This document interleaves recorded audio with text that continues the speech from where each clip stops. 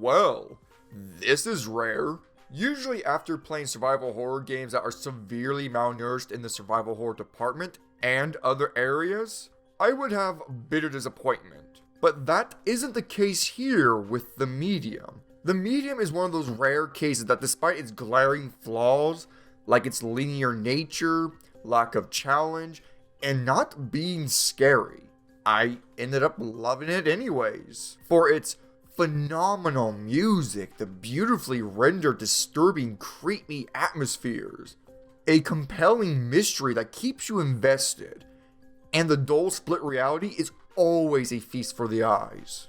The Medium is a psychological survival horror game about a woman named Marianne, a medium that has the power to see and interact with spirits.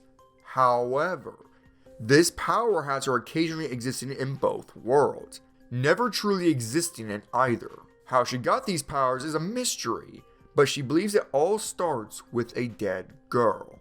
After a lengthy introduction of saying goodbye to her father figure, she gets an unusual phone call from a stranger that sounds in dire need. The stranger, soon to be known as Thomas, claims to have all the answers that Marianne is looking for, but she has come find him at an abandoned hotel that has seen better days. Venturing in immediately reveals this place has dark secrets to unearth with evil spirits accompanying it. There's one aspect about the narrative that needs to be clear, that it's a slow burn, like setting your stove to simmer to boil ramen noodles. It takes up to an hour for spooky events to start occurring. But I didn't mind that. The game takes the time to establish the character based on mechanics and how the split operates. But even still, the pacing can take a nosedive at times. One moment you're running from a demon that wants to wear you as a Halloween costume, the next moment you spend an hour just trying to get bolt cutters.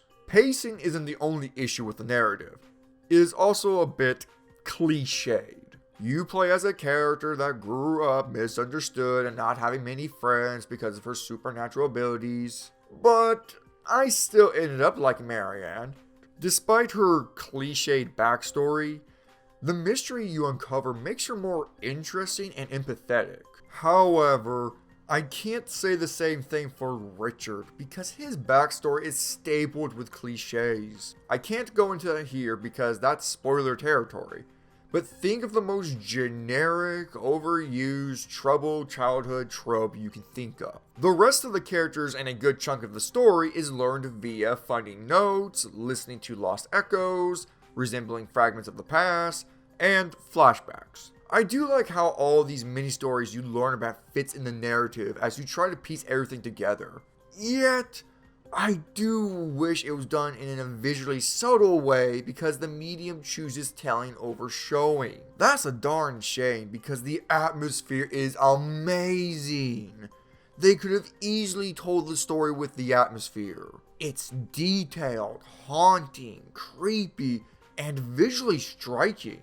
I found myself at times to stop and admire the environment. Both the material and spiritual world are marvelous, and seeing them split was always a treat. This whole split mechanic is really awesome, and I loved every single second of it. When the world splits, you get to view the material and supernatural world at the same time. Both worlds affect each other when that happens. So if an obstacle is blocking your character in the material world, it will also stop you in the spiritual world, unless you do an out-of-body experience.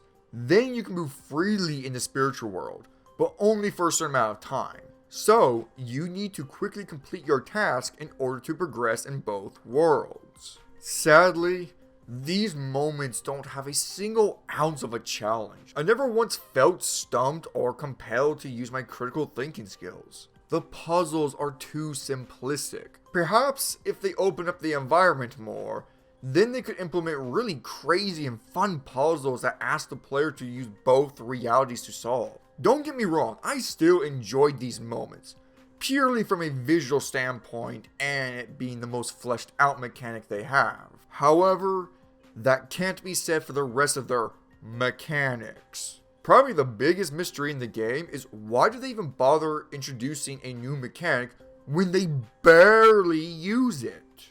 It's introduced early in the game, and you use it to protect yourself against these moth creatures. My first thought was, alright, I probably should utilize this efficiently to conserve power and to protect me from other threats. Apparently I was severely overthinking, because it's only used in the beginning, then ignored for the majority of the game until the last level. There are a couple of other mechanics that are never fleshed out, like the Spirit Force.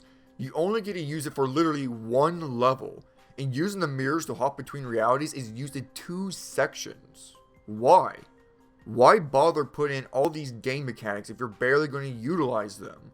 This could be connected to how the game is designed. You see, the medium isn't exactly a traditional classic survival horror game, even though it's advertising as one. The only aspect that tailors back to the classics is the cinematic camera angles. If you were expecting to be trapped in a 50 million square foot building with traps, puzzles, enemies, and an excessive amount of backtracking, then you may be sorely disappointed in that department. You explore linear corridors that guide you to the next set of areas that you can't leave until you have finished all the obstacles in the area.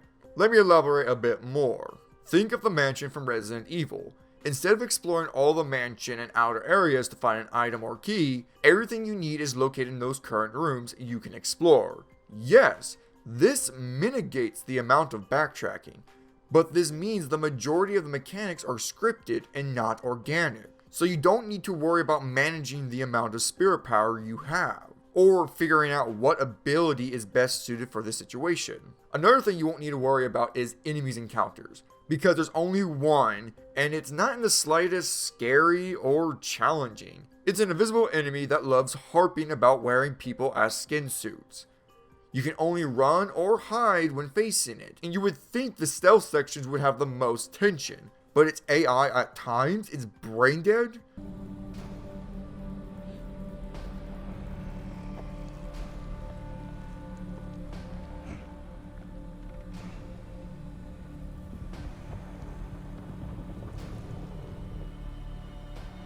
And its pathing is way too simple. It's easy to read and traverse around. The medium lacks challenge, tension, and horror. Which we all know for survival horrors, that's kicking the stool underneath the hangman. Despite that, I found myself loving it by the end. That could be mostly due to the amazing atmosphere and concept being accompanied by a phenomenal soundtrack. I expected no less from legendary composers Arkadiusz Raykovsky and Kira Yamaoka. Seriously, take a quick listen.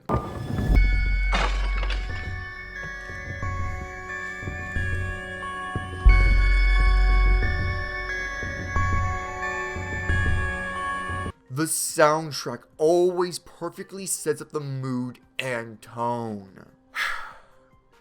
Look, the medium is not going to appeal to everyone, with its lack of horror, tension, challenge, exploration, and underutilizing the majority of its mechanics.